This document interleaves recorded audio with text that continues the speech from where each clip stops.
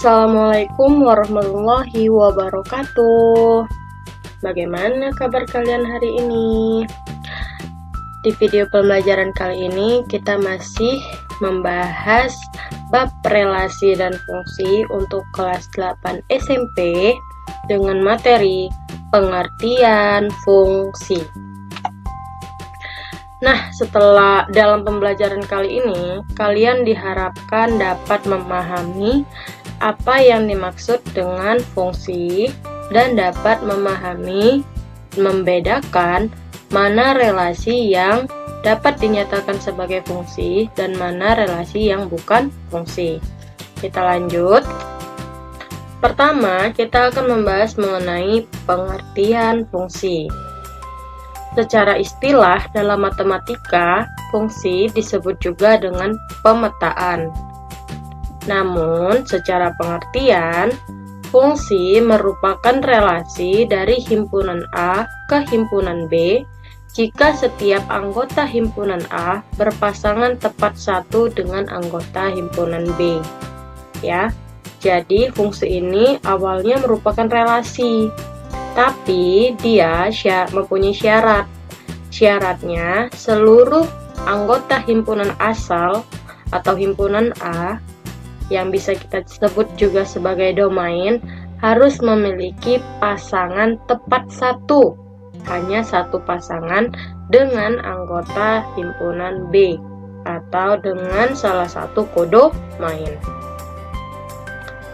Karena fungsi tadi awalnya merupakan relasi, maka sama halnya dengan relasi, fungsi juga dapat dinyatakan dalam diagram panah, diagram kartesius, dan himpunan pasangan berurutan.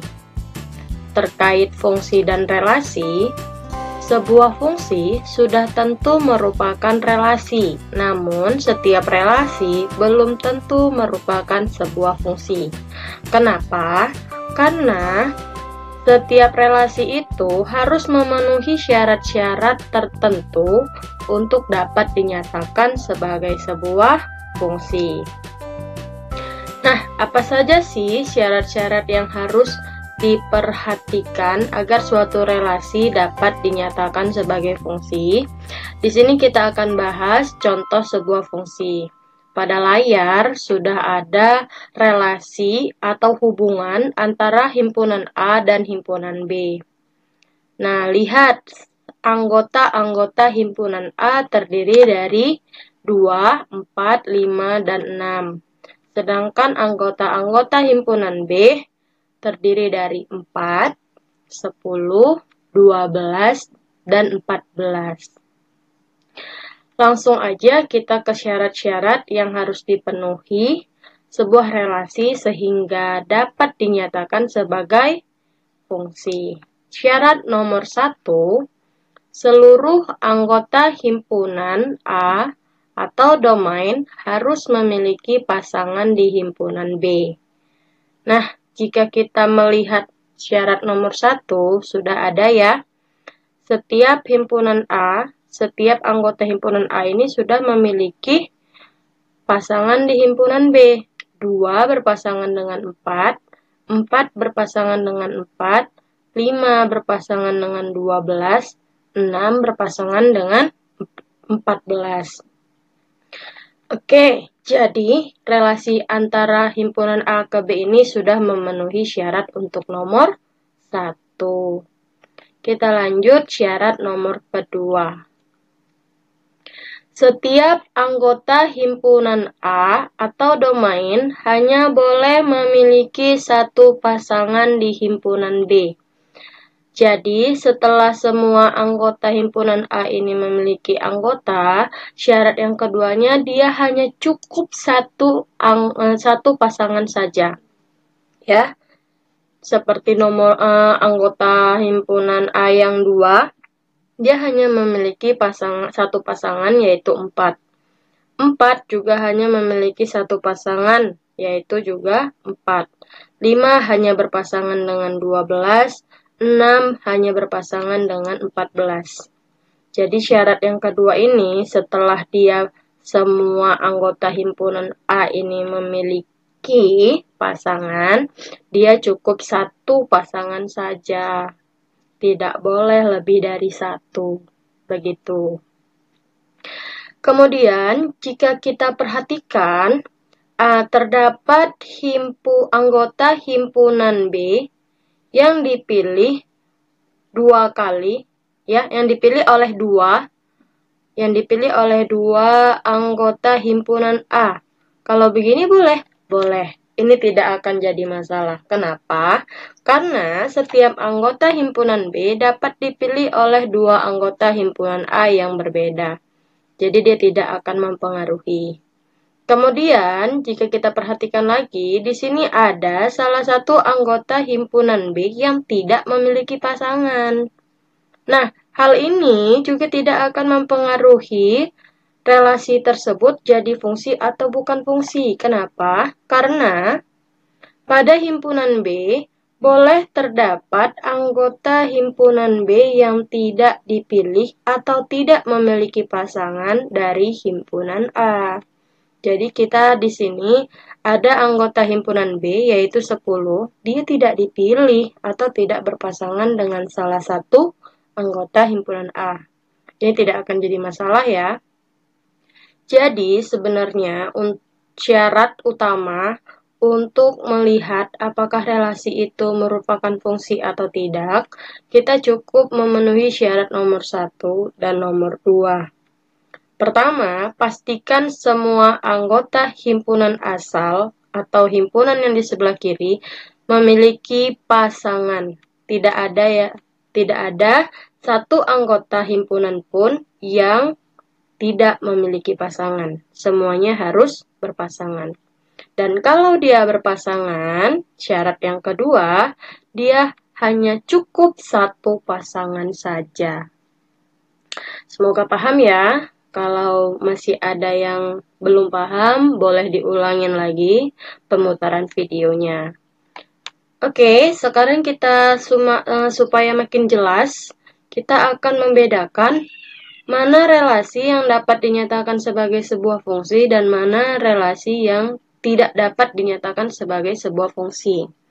Nah, di layar sekarang sudah ada dua relasi antar dua himpunan ya. Nah, di sini ada relasi antara himpunan G dan himpunan H berada di sebelah kiri. Sementara di sini juga ada relasi antara himpunan P dan himpunan R berada di sebelah kanan. Kita mau menyelidiki nih, apakah dari relasi kedua himpunan G dan H ataupun relasi kedua himpunan P dan R merupakan fungsi atau tidak, begitu ya. Oke, pertama kita akan menyelidiki relasi antara himpunan G dengan himpunan H. Himpunan G memiliki anggota 2, 3, 5, 7, dan 8. Sedangkan H memiliki anggota A, I, U, E, O, Z. Begitu ya. Nah, kita perhatikan pada relasi himpunan G dan H ini, syarat pertama untuk menjadi fungsi adalah seluruh anggota himpunan awal atau anggota himpunan asal. Kalau himpunan asal berarti dia himpunannya yang di sebelah kiri ya. Di sini adalah himpunan G. Dia harus memiliki pasangan. Jadi seluruh anggotanya ini harus memiliki pasangan. Coba kita periksa satu-satu ya. 2 memiliki pasangan A, 3 memiliki pasangan E, 5 berpasangan dengan E, 8 berpasangan dengan O. Tetapi, lihat, ada salah satu anggota himpunan G yang tidak memiliki pasangan di himpunan H. Siapa? Si 7. Ya, karena ada satu anggota himpunan G tidak memiliki pasangan, maka relasi antara himpunan G dan himpunan H ini tidak dapat dinyatakan sebagai fungsi. Melainkan relasi kedua himpunan antara himpunan G dan himpunan H ini adalah bukan fungsi. Oke. Lanjut, kita akan menyelidiki relasi antara himpunan P dan himpunan R. Pertama kita lihat dulu siapa saja anggota dari himpunan P. Ada 1, 3, 5, 7, 9. Sedangkan anggota dari himpunan R ada A, I, U, E, O, Z. Oke. Lihat dari syarat nomor 1. Perhatikan lagi syarat nomor 1 adalah setiap anggota himpunan asal memiliki pasangan di himpunan kawan. Begitu ya. Di sini himpunan asalnya P, himpunan kawannya R. Kita lihat apakah seluruh anggota himpunan P ini memiliki pasangan? Ternyata benar ya, semuanya memiliki pasangan. 1 berpasangan dengan A, 3 berpasangan dengan A, 5 berpasangan dengan U, 7 berpasangan dengan O, dan 9 berpasangan dengan E. Oke, berarti syarat nomor 1 terpenuhi.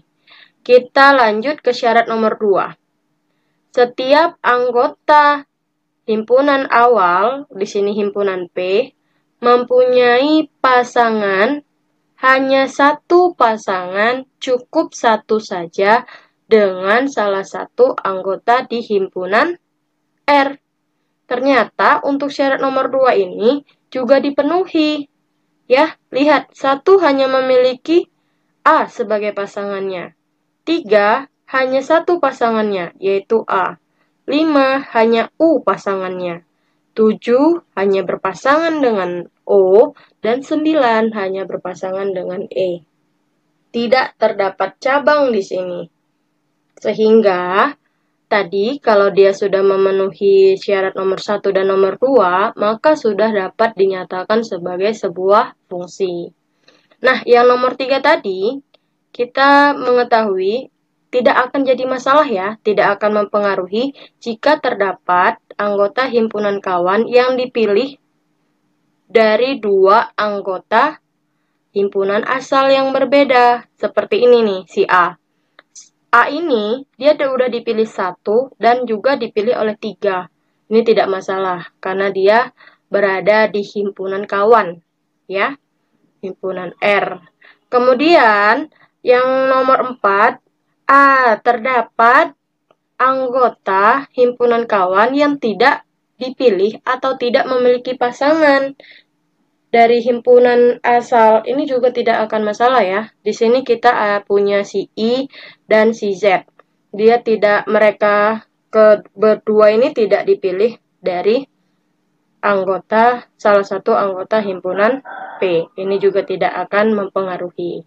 Nah, karena relasi antara himpunan P dan R ini memenuhi syarat nomor 1 dan nomor 2, maka relasi kedua himpunan ini dapat dinyatakan sebagai fungsi. Kalau kalian masih bingung nih untuk membedakan yang mana fungsi dan bukan fungsi, kalian boleh putar putar lagi video pembahasan yang tadi barusan, sekitar 10-25 detik ke belakang supaya makin paham. Oke? Nah, demikian pembelajaran kita hari ini. Terima kasih sudah menonton videonya. Semangat selalu untuk belajar di rumah. Tetap jaga jarak, jaga kesehatan. Jangan lupa materi selanjutnya tetap mengenai fungsi ya. Oke, demikian. Assalamualaikum warahmatullahi wabarakatuh.